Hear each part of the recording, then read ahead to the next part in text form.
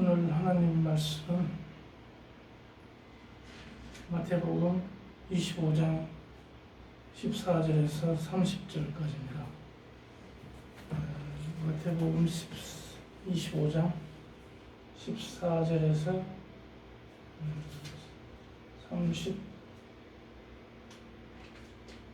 30절. 이것은 달란트의 비유라고 말하는 예수님의 말씀입니다. 천국 비유를 하시면서 이러한 달란트 비유를 25장에서 말씀하시는데, 여기서는 타국의 어떤 사람이 타국의 그 종들을 불러서 자기 소유를 맡기는 것과 같다, 그런 이야기가 되겠습니다. 일단 제가 몇 구절을 읽겠습니다. 20절에 5달란트를 받았던 자는 5달란트를 더 가지고 와서 가로되 주여, 내가 내게 5달란트를 주셨는데 보소서, 내가 또 5달란트를 남겼나이다. 그 주인이 이르되 잘하였도다. 충성된 종아, 네가 한 작은 일에 충성하였으며 내가 많은 것으로 네게 맡기리니 그 주인의 즐거움에 참여할지니라. 오늘 21절이 요절이 되겠습니다. 무슨 말이냐면, 작은 일에 충성한 자는 성공할 수 있다. 이 이야기를 말하자면, 어떤 주인이 타국에 이제 출장을 갈 일이 있어가지고 가는데, 종들을 불러가지고 자기 소유를 이렇게 나누어 주면서 너희들 능력대로 한번 불려봐라. 돈을 불려봐라. 5달란트, 또 한 사람한테는 2달란트, 또 한 사람은 1달란트를 줬습니다. 그런데 1달란트라는 것은 지금 말하면 한 30억 정도 되고, 2달란트는 한 12억, 1달란트는 6억 정도 됩니다. 그런데 이것을 줬는데 5달란트 가진 사람 5달란트 더 플러스 해가지고 주인한테 갖다 줬고, 2달란트 가진 사람은 거기에 보면 또 2달란트를 남겼어요. 근데 1달란트까지 줬던 사람은 그것을 땅속에 파묻어가지고 분실되고 도둑이 가져갈까 봐서 겁을 내서 그렇게 땅속에 파묻어가지고 그 1달란트 그대로 갖다 줬습니다. 그러니까 너는 잘못했다. 1달란트를 불릴 수 있는 그런 어떤 기회를 줬는데 너는 그렇게 하지 못했다. 그래서 주인이 돌아와서 책망을 하게 됩니다. 불려준 이 두 종들에게는 착하고 충성된 종아, 너희들이 천국잔치에 참여할 것이다, 그렇게 얘기를 하고, 그 1달란트 땅에 묻었던 이 사람은 뭐라고 했냐면, 그 주인이 가로되 결혼 종아, 나는 심지 않은 데서 거두고 해치지 않은 데서 모으는 줄로 내가 알았냐? 그러면서 뭐라고 했냐면, 1달란트를 빼앗아 가지고 10달란트 가진 자에게 주라, 그렇게 얘기를 합니다. 그러면서 29절에 무릇 있는 자는 받아 풍족하게 되고 없는 자는 그 있는 것까지 빼앗아 가리라. 이 무익한 종아, 바깥 어두운 데로 내어 쫓아라. 거기서 슬피 울며 이를 가리며 있으리라. 천국은 이런 천국과 지옥은 이런 원리에 의해서 예수님이 나중에 심판하신다 이런 말씀으로 받아들여야 되겠습니다. 그러면 여기서 부익분, 빈익빈 이런 현상이 벌어질 수 있습니다. 예수님은 오늘날 말하자면 가난한 사람에게 부자의 돈을 가난한 자에게 나눠주라 그런 말씀을 마태복음에서 많이 하시는데 이 장에서는 없는 사람은 정말 엎어져도 코가 깨지는 식으로 더 못 살게 되는, 잘 사는 사람은 더 잘 살게 만들고 못 사는 사람은 그 있는 것까지도 전부 부자한테 주어야 되는 이런 식이라면 세상 사람은 못 삽니다. 희망이 없이 예수님의 가르침, 설령 예수님의 가르침이라도 이것이 액면 그대로라면 안 됩니다. 근데 예수님은 뭐라고 한 것으로 말씀한 것으로 받아들여야 되냐면 은사를 너희들에게 줬는데 그 은사를 제대로 쓰지를 않고 열매를 맺지 못하고 그냥 사장시키는 그런 사람은 내가 용서하지 않겠다. 그 사람은 상을 주지 않겠다. 이런 식으로 받아들여야 하겠습니다. 아예 잘 사는 사람은 더 잘 살게, 못 사는 사람은 더 못 살게. 그러면 우리가 어떤 희망이 있겠습니까? 그런 말씀은 아닐 것이다. 그렇게 생각하면서 오늘 설교 말씀은 성공에 이르는 길이 되겠습니다. 오늘 우리가 살아가면서 성공하려고 하는 그런 욕구가 강합니다. 사람들마다. 근데 어떻게 하는 것이 성공하는 길일까? 이것을 오늘 알아보는, 성경 말씀을 통하여 알아보는 그런 시간 되겠습니다. 뭐냐면 첫째, 이 마태복음 25장에서 예수님이 뭐라고 말씀하시냐면 거기 21절에 착하고 충성된 종아, 네가 작은 일에 충성하였으며 많은 것으로 맡기겠다. 그래서 더욱더 능력을 발휘하게 하고 또 주인의 즐거움에 참여하게 하겠다. 이 말씀을 통해서 그 작은 일이라도 우리가 맡겨진 일을 열심히 하는 사람은 성공의 길이 열린다. 이렇게 말할 수 있겠습니다. 그런 일들이 우리 주변에 보면 허다합니다. 대기업의 CEO가 됐다든지 또 미국의 거부가 된 사람들도 대체로 보면 사환으로 시작해가지고 그 일을 충실히 감당함으로 인해서 주인의 눈에 들고 해서 그 일을 더욱더 잘 감당하고 주인이 맡기게 돼서 그 일을 통하여 성공하게 되는 경우를 많이 보게 됩니다.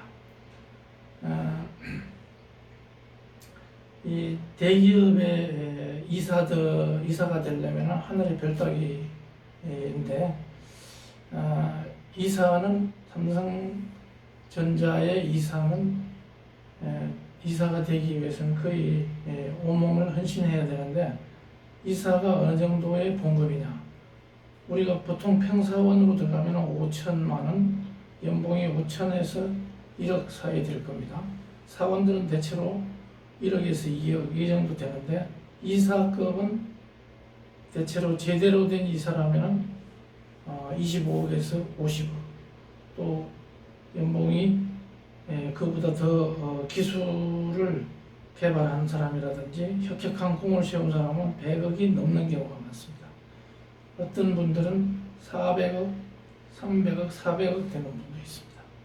진대재 그런 사람은 3, 400 정도 받고 나간 걸로 알고 있는데 이런 이사가 되는 사람들 가운데는 외국의 유수한 공과대학을 졸업한 사람들이 대부분입니다만은 거기에서 정말 하찮은 일을 하다가 총수에게 마음에 들어서 이사까지 오르는 사람들이 많이 있습니다. 그리고 링컨의 얘기를 들으면 링컨이 점원으로 있을 때 이 사람은 국민학교도 초등학교도 제대로 졸업했습니다만은 점원으로 있을 때 돈을 조금 어떤 거래처에 온 사람에게 돈을 너무 많이 받았습니다. 그래서 그 돈을 많이 떨어져 있는데 굉장히 이 날씨가 안 좋은데도 가가지고 그것을 돌려 주었기 때문에 그 사장이 거래처 사장이 이 링컨을 유심히 관찰하고 그 뒤에 그 사람의 후원자가 됐습니다. 그래서 이 사람이 정치를 할 때 끝까지 대통령이 되도록까지 정치적인 후원자가 돼가지고 많은 재정적인 후원을 했습니다.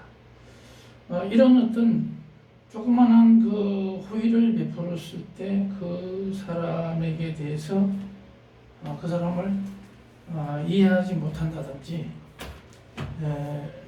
예를 들어서 이 조그만한 것을 주기 위해서 이렇게 악천후를 들고 왔냐, 너 왜 그렇게 바보 같은 짓을 하냐, 이렇게 해버렸으면은 그 링컨에 대한 임무를 간파하지 못했을 겁니다. 또 반대로 링컨이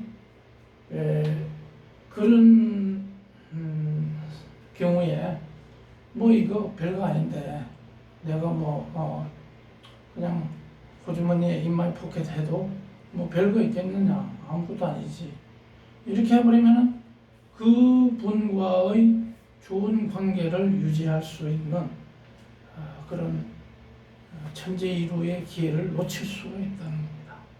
우리가 살아가면서 인간과의 관계, 어떤 인간과의 관계를 맺느냐에 따라서 성공하기도 하고 실패하기도 하는 것인데, 사람을 잘 만나야 된다 하는 말도 되겠습니다.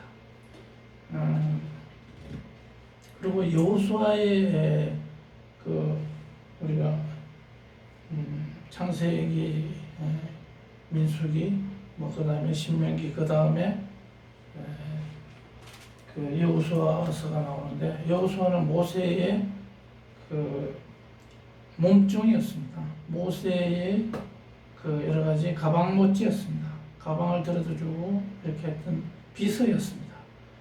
그런데 모세라는 이 거대한 인물, 위인 밑에서 충성을 다했습니다. 굉장히 모세의 뜻을 잘 따르고, 또 모세의 뜻만 따르는 게 아니라 정말 하나님의 뜻을 바르게 따르려고 했던 이런 사람이었기 때문에, 하나님이 모세가 이제 정년퇴직을 할 때 120세에 하나님이 모세의 후계자로 여호수아를 청거했습니다. 모세가 내 후계자는 누가 되어야 되겠습니까? 하나님한테 기도했을 때 여호수아를 청거했습니다. 그러니까 여호수아는 젊었을 때부터 아주 뛰어난 장수고 그런 것은 아니었습니다. 그렇지만 상관을 잘 모시고 충성스럽게 했기 때문에 그분에게는 그러한 길이 열리고, 여호수아서의 상승장군이라고 할 수 있습니다.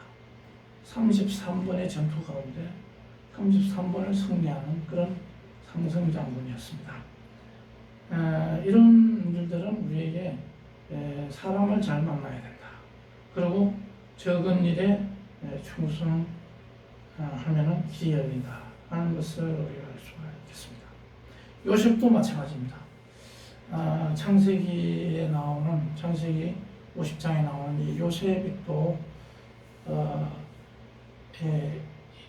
야곱의 막내 아들인데 위에 형들이 요셉을 굉장히 시기 질투해가지고 우물물에 빠뜨렸다가 또 겨우 건져내가지고 이 상인들에게 팔아서 이집트로 팔려갔습니다. 그런데 거기에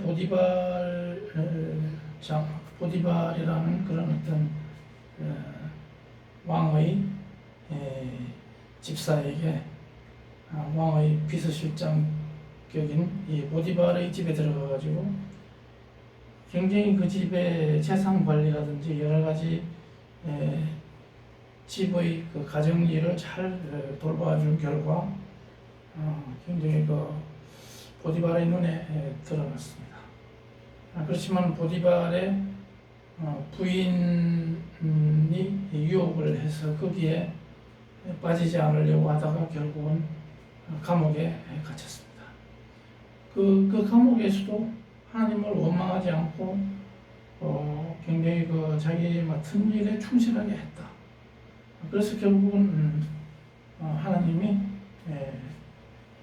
그 바로의 꿈을 해석함으로 인해서 총리까지 발탁된 이런 인물이다.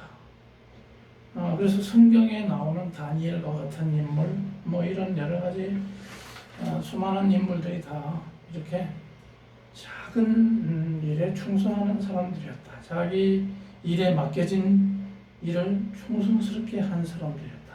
그리고 그러다가 보니까 그 만난 사람들과의 관계가 아주 좋은 관계로 풀려서 성공의 길로 가게 됐다.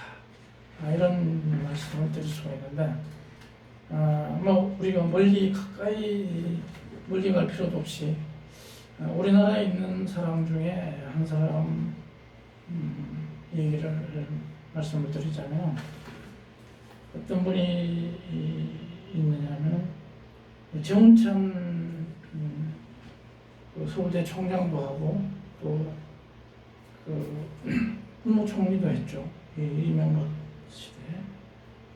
그리고 그 중앙은행 총재도 했고 이런 상당히 우리가 보기에는 성공했다고 할 수 있는 사람 중에 한 사람입니다. 그런데 그분은 제가 그분을 강의를 듣고 또 그분에게 개인적으로 좀 이야기를 들은 바로는 이 방배동 술집 같은 데서 그분의 얘기를 들어보면은 좀 아주 대담하고 그리고 경제학 실력이 아주 탁월하고 이런 분은 아닌 것처럼 보였습니다. 약간 대가 약하고 거시경제학 책은 지었습니다만 논문을 아주 많이 쓴 이런 진짜 실력 있는 사람은 아니었습니다. 그런데 약간 여기저기 눈치를 잘 보는. 그런데 이분은 조순이라는 조순으로 말하자면은 서울대 명예교수였고 또 서울시장까지 하고 또 경제부총리, 한국은행 총재 할 만한 거는 웬만히 했습니다. 대통령 빼고는 웬만하면 했는데 이분은 한학자 출신이고 좀 보면은 경제학 원론만 잘 지었지 한학자 출신이다 보니까 제가 보기에는 약간 좀 그런 어눌한 부분이 있습니다. 그런데 서울대학교 내에서도 평교수로 있다가 어떻게 서울대학교 총장이 한번 됐는지 모르겠습니다. 총장 안 가고 사회과학대 학장만 되고 바로 경제부총리 이런 식으로 아마 된 것 같은데 제가 그런 말씀을 왜 드리냐면 이분이 어떤 다른 사람을 리드할 지도력은 많이 없는 사람이다. 교수들도 이렇게 휘어잡을 수 있는 그런 사람은 아니었고, 오히려 그런 쪽에는 이현재 박사가 이런 사람이 더 탁월했다. 근데 그분도 총리가 됐습니다만, 조순 이런 분은 그러니까 한마디로 말하면 그 리더감은 아니었는데 어떻게 올곧은 일을 올곧게 주장을 하다 보니까 김대중 씨나 이런 분들하고 인연이 맺어져서 출세를 했습니다. 어쨌든 그분은 그렇고, 그런데 정운찬이라는 사람은 이 조순을 굉장히 잘 따랐습니다. 정운찬이라는 사람은 그 가난하기 짝이 없는 공주에서 공주 태생이고, 가난하기 짝이 없는데 서울 경기고등학교 나오고 서울대학교 상과대학 경제학과를 들어갔다. 그런데 학비도 없어가지고 아르바이트해서 입주 과외를 해서 그렇게 근근히 학교를 다녔다. 근데 한국은행에 입행해가지고 나중에 마이애미 대학이나 프린스턴으로 유학을 했습니다. 그런데 그 과정에서 조순 교수의 도움을 많이 받았습니다.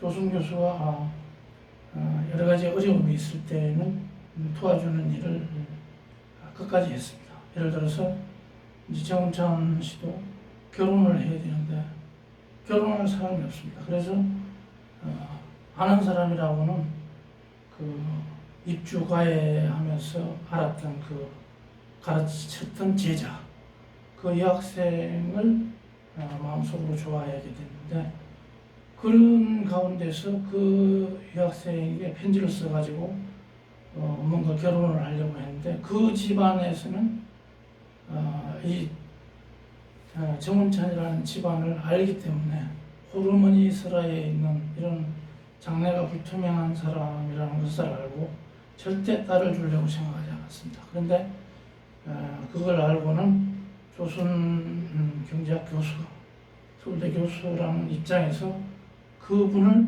그 집안을 방문해가지고 정운찬은 정말 괜찮은 사람이다, 이렇게 해가지고 결혼을 성사시켰습니다. 그뿐만 아니라 나중에 미국 프린스턴 대학 졸업하고 나서 서울대학 교수로 임용하는 데까지 도와줬습니다. 그리고 이 사람이 총리로 갈 때라든지 또 경제부총리로 했는지는 모르겠는데, 하여튼 한국은행 총재 이런 데 갈 때 여러 가지 정치적인 행보를 할 때 일거수일투족을 많이 도와준 멘토였습니다. 그러면 조순이 아니었다면 정운찬이라는 사람은 정말 출세는 고사하고 그냥 말단 한국은행의 말단 그런 연구원으로 끝날 수도 있었습니다. 근데 이런 인간관계, 좋은 인간관계를 잘 구축했다. 그런 것을 볼 때 우리는 하나님을 믿는 사람들은 성경을 통해서 만남의 기적을 많이 볼 수 있습니다. 사람을 잘 만나는 것이 성공의 비결인데, 우리가 예수님을 만나는 것은 만났다, 그리고 영접했다, 그러면은 바로 그의 성공은 단원당상이다. 거의 바로 99% 성공은 한 것이다. 왜냐하면 구원을 얻을 수 있는 그런 기회를 접했기 때문에. 그래서 우리가 어린 아이들을 보면은 어떻게든지 교회로 끌어내서 예수님을 영접할 수 있도록 하는 것이 그 어린아이에게 가장 큰 선물이다. 그 사람에게 많은 돈을 주는 것보다도 가장 큰 선물이라는 것을 우리가 인식해야 되겠습니다. 그리고 이 성경 말씀을 통해서 철저한 현장 관리를 잘하는 사람이 성공한다. 그것은 어디에 볼 수 있냐면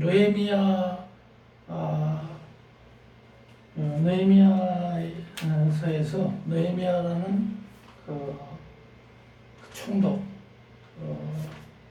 이 페르시아에 있던 그 고위 관리로 있던 이스라엘 유대인이지만은 고위 관리로 있던 사람이 이스라엘 성전을 건축하기 위해서 이스라엘의 총독이 임시 총독이 됐습니다. 그렇게 해가지고 그 성전을 재건하는데 큰 힘을 썼던 사람인데 이 사람은 현장을 중시했습니다. 그리고 철저하게 어떤 기본에 충실하고 이렇게 했던 사람이다. 그런 것을 보면 현장에 우리가 소홀히 하면 안 되겠다. 어떤 일이든지 겉으로 전체적으로 아웃라인만 잘 챙겨가지고는 그것이 완전한 리더십이 될 수가 없고 일일이 발로 뛰면서 현장을 잘 챙길 수 있는 그런 사람이 성공할 수 있다. 그 다음에 또 하나 말씀드리자면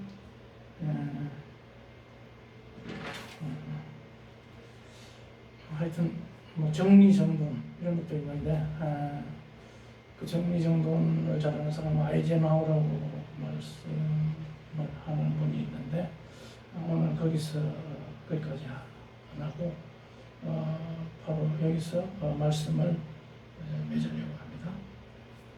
그러니까 한마디로 말하면 성공은 어떤 그 생각에 달렸다.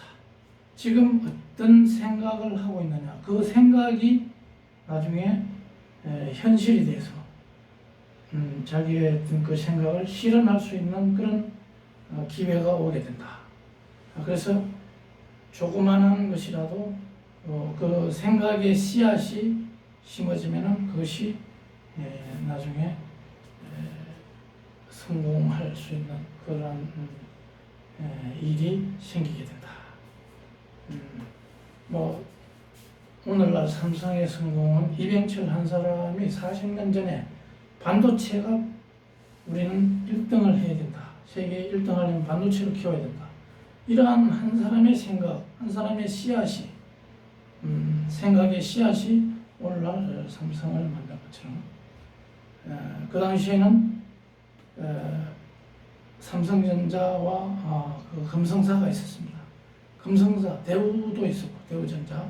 근데 삼성전자는 그 반도체가 없었을 때에도 굉장히 그 매출은 크고 그 자본금은 적었습니다. 근데 LG전자는 금성사는 매출은 적은데 자본금만 커서 주가가 바닥이었습니다. 이런 어떤 상황이었는데 이 반도체를 성공시킴으로 인해서 그냥 삼성이 일약 세계적인 기업이 됐다 하는 것이고 이것은 정말 한 사람이 어떤 생각을 하느냐에 따라서 달려있다 하는 것을 단적으로 말해주는 것이라고 할 수 있겠습니다. 그 다음에 여호수아는 또 뭐라고 말씀하시냐면 여호수아서에서 하나님이 뭐라고 말씀하시냐면 여호수아서 17장 14절 15절 아주 중요한 말씀이기 때문에 한번 읽겠습니다. 17장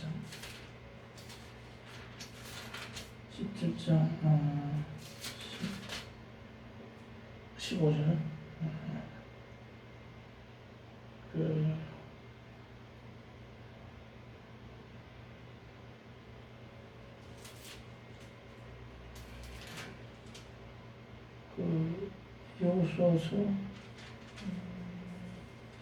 여호수아서에 나오는데 무슨 말씀이냐면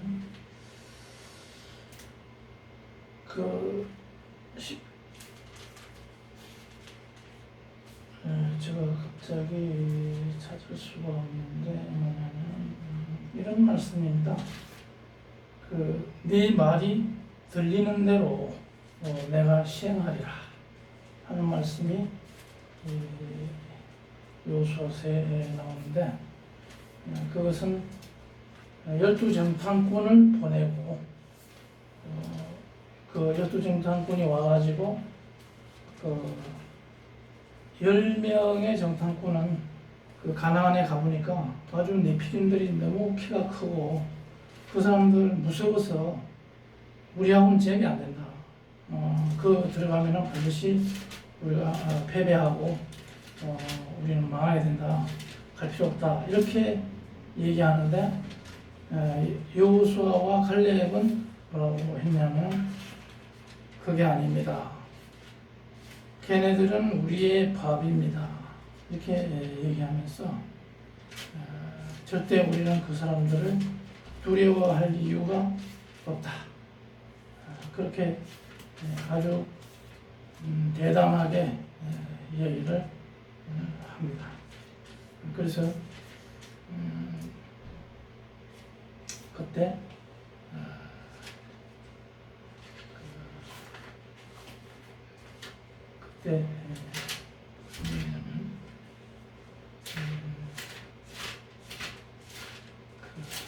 하나님이 너희 말이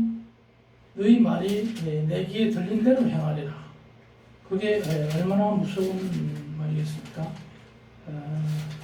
민수기 12장으로 가보겠습니다. 민수기 12장에 이제 가나안 12정탐꾼을 보내가지고 그렇게 하다가 하나님이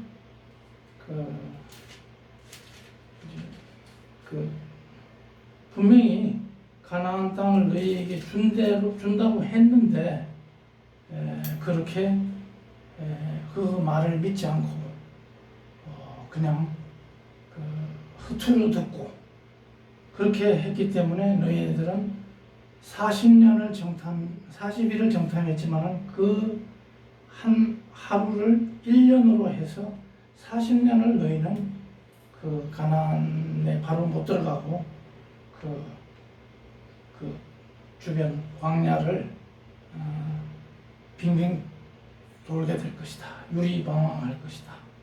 그렇게 하나님이 정해버렸습니다. 그 말씀은 뭐냐면 그 기저에는 너희 말이 내 귀에 들린 대로 내가 너희에게 행하겠다.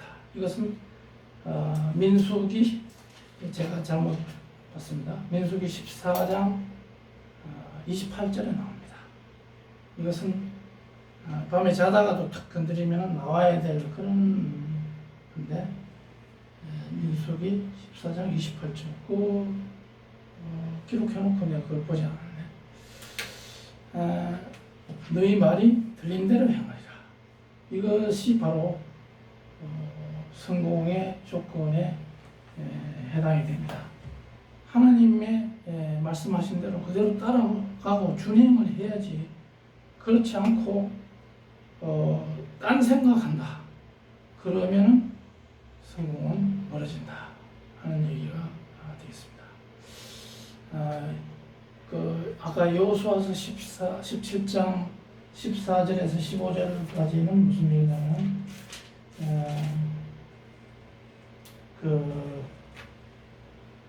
뭐냐면 에브라임 족속이 제일 큰 부족입니다. 그 사람들이 우리는 제일 큰 12부족 가운데 제일 큰 부족이니까 우리에게 땅을 많이 줘야 되지 않습니까? 이렇게 여호수아에게 따지니까 여호수아가 좋다. 그 말은 맞는데 그러면은 너희가 그 땅 살림에 올라가서 르바임 사람의 땅, 또 브리스 사람의 땅 거기에 올라가서 너희들이 개척을 해라. 스스로 개척을 해라. 이게 여호수아서의 중요한 주제가 되겠습니다. 그런 것처럼 우리는 개척 정신을 가져야 되겠습니다. 아무리 좋은 사람 만나고 좋은 선생 만나고 좋은 부모 만나도 이런 자기만의 어떤 개척 정신, 창의 정신, 이런 것이 없으면 오늘날은 크게 성공할 수가 없다. 자기 부모가 물려준 돈만 까먹고 패가 망신할 가능성이 있다. 하기 때문에 우리는 스스로 개척하라. 이런 말씀을 드리고 싶고 오늘 말씀을 맺겠습니다. 뭐냐면 성공하려면 어떤 생각을 지금 하느냐. 민수기 14장 28절. 그 다음에 만남의 축복이 있느냐. 정찬. 그 다음에 이 성경에서는 룻기에서 보면 이방 여인 룻이 자기 시어머니를 잘 만나가지고 또 거기에 보아스를 만나서 인생이 풀리는 이런 일들. 그 뒤에는 물론 하나님이 역사를 하고 계십니다. 그 다음에 여호수아 17장 14절 15절 개척 정신. 이러한 것을 우리는 염두에 두고 우리가 하루하루 생활한다면, 그러면서 하나님의 말씀을 붙잡고 나아간다면 우리는 성공할 수 있을 것이다. 이렇게 생각하는 것입니다. 기도하시겠습니다.